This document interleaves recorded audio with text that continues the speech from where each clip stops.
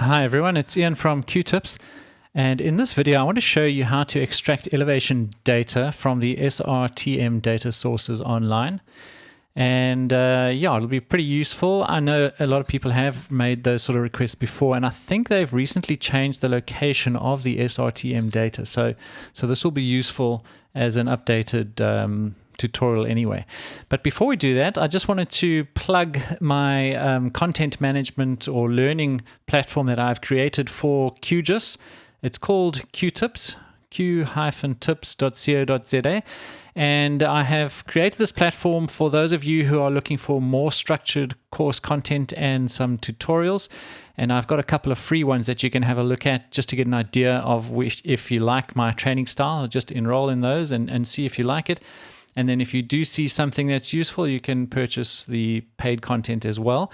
I will be adding courses in future. So this is not the full extent of what is going to be on the site. I will be adding other courses. I think the next one I will add is a geoprocessing course where we will do buffering and unions and merging and all sorts of stuff, dissolving, all sorts of stuff like that. So look out for those courses. And yeah, let's get back to the video. Okay, so we want to download the EarthData. And we'll download those 30-meter SRTMs for the surface data from EarthData. But before we do that, I just want to open up a QGIS project. I'll make it a blank project. And then I'm going to add some base data. So I just want to add, I'm going to add the OpenStreetMap standard data because I want to work on Table Mountain. So I want to download the tile that will be the 3D surface model for Table Mountain. So let's go back to our browser and search for, it is EarthData. EarthData, and which one is it? This one here. We can just click on the major link.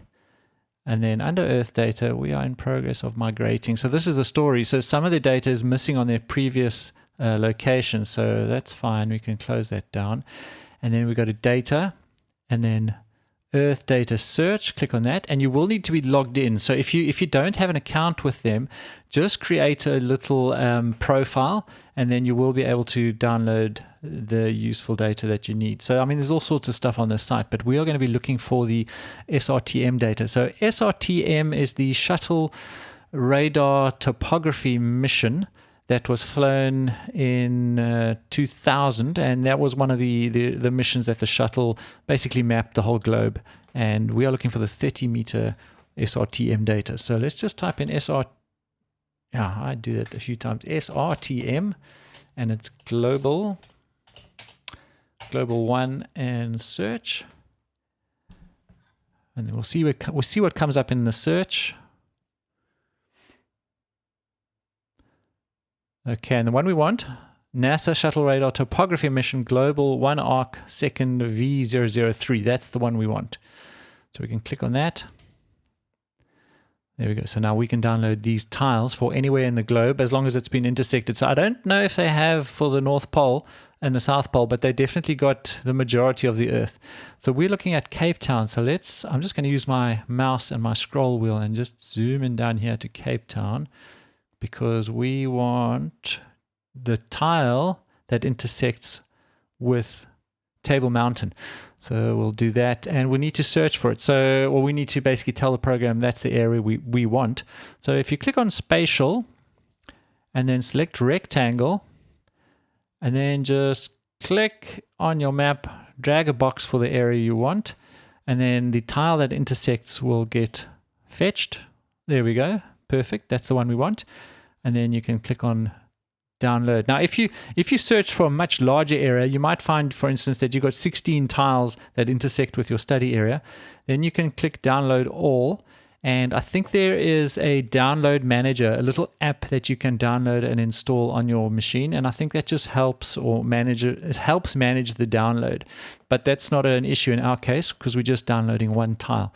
So let's click on this little button to download the granule data, and then I can click on here again, and it wants to, this is great, it's asking me where I want to put it, which is great.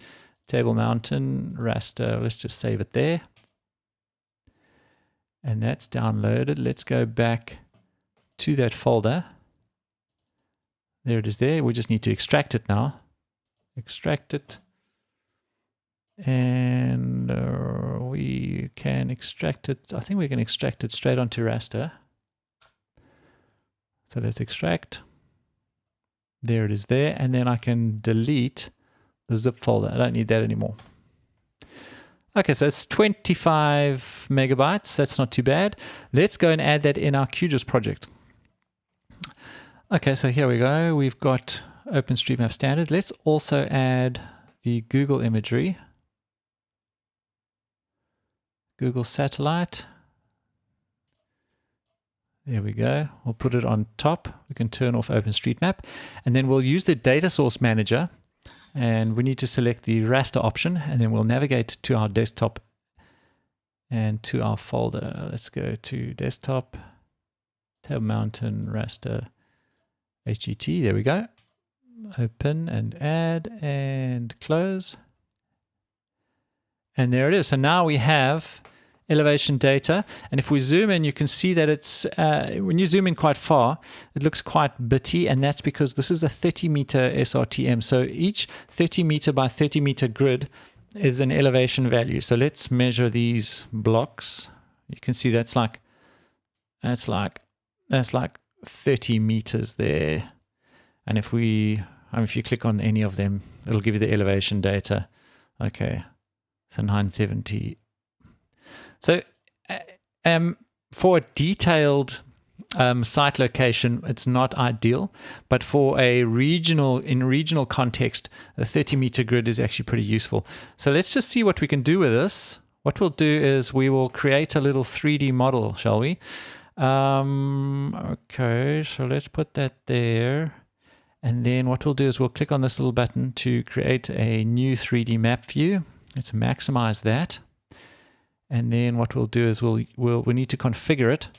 So let's say not flat, we want a DEM, but we need to choose the elevation source, which is the 3.4. That's our DEM.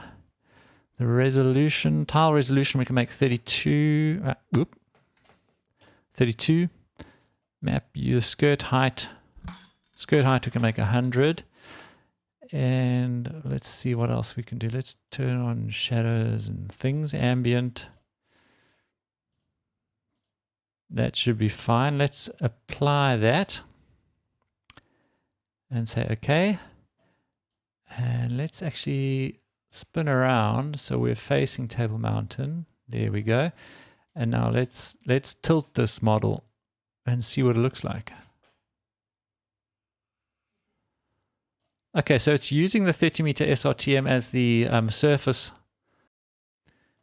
And then I'm using that Google imagery as the texture.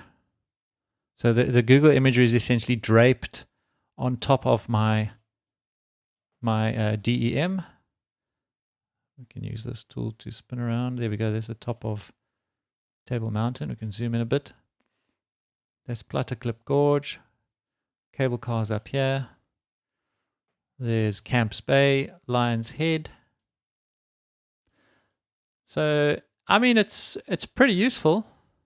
It's pretty useful.